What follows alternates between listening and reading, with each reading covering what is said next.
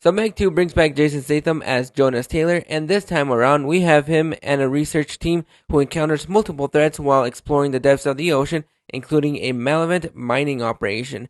Now I was really excited to check this film out because from the trailers it looked like it was going to embrace the stupidity. It looked like it was going to have a lot more fun than what the first one didn't have. And while I had seen the first one a couple of days ago in preparation for this movie, He's kidding, right? I thought that movie was passable. There were definitely some fun elements, and it definitely didn't take itself too seriously. It still was able to poke a little bit of fun. You still had a couple of one-liners in there, but it wasn't as fun as I wanted it to. The trailers for this movie, it looked like it was going to be embracing that fun, and it managed to embrace that fun for the last half of the film. Now, do I think this is the worst film of the year?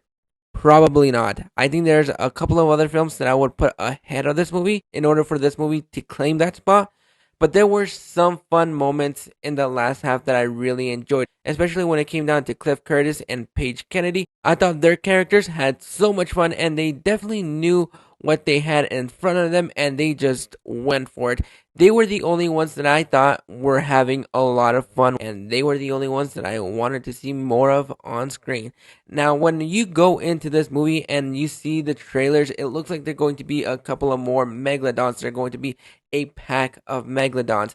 However, we get very little of that, and you really do get very little shark action in this movie. And I wanted a little bit more because even though you do get to see a lot of the sharks here and there sprinkled in, it's raveled up with characters you don't like and villains you don't give a rat's ass about. And I just wish that this movie was able to embrace the fun that this movie had in the last half. This movie is directed by Ben Wheatley, who directed Free Fire, a movie that I think is highly underrated and a lot of fun. And I was hoping that he would be able to infuse some of that fun into this movie, but it gets bogged down by villain characters that are predictable, that are cliched, and one-liners that really don't work. You have Jason Statham as the uncle figure to the little girl from the first film, and he is a better uncle than the uncle that we actually have in this film, played by Jing Woo. Now, there are a couple of decisions that are ridiculous and stupid. For example, you have Jing Woo, who trains his own Megalodon in captivity, and so they go down to the trench to explore what could be possibly down there. And his niece, the little girl from the first film, sneaks onto the board, and instead of saying, go up to the surface, get you safe, that way you're not in harm's way, guess what? He's like, you know what? I know your mom just recently died, but you know what? Why don't you just come on this dangerous expedition with us and you'll be fine because we've done this so many times.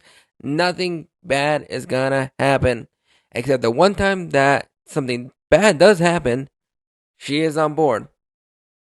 There are decisions like that make you roll your eyes, and the villains are so stereotypical. They are so cliched because the villains of this movie should have been the Megalodons, and that's how we kept it. What should have been a PG-13 version of Piranha 3D, we didn't get in this movie because it is bogged down by one-liners and dialogue that make you roll your eyes, and it feels like a script that was stuck in the 90s. And I really wanted to have a lot of fun with this movie because the trailers looked like it was going to embrace that fun. It wasn't going to take itself too seriously, and guess what it did? It took itself too seriously. It took itself too seriously for the first two acts, and then just said, hey, you know what? The audience came for shark action, and they're going to get it for the last 30 minutes. But overall, I would not recommend that you check out this film in theaters because it is not worth your time. Go ahead and check out Oppenheimer or Talk to Me or Barbie again. This movie definitely had potential to be not only just fun, but scary fun. And it just missed on all those scales. But those are my thoughts on Meg 2 The Trench. Have you guys checked it out? Are you curious to check it out, or are you just going to skip it overall? Go ahead and drop your thoughts in the comments below and let me know what your favorite shark movie is. Until the next review, I'll catch you guys soon.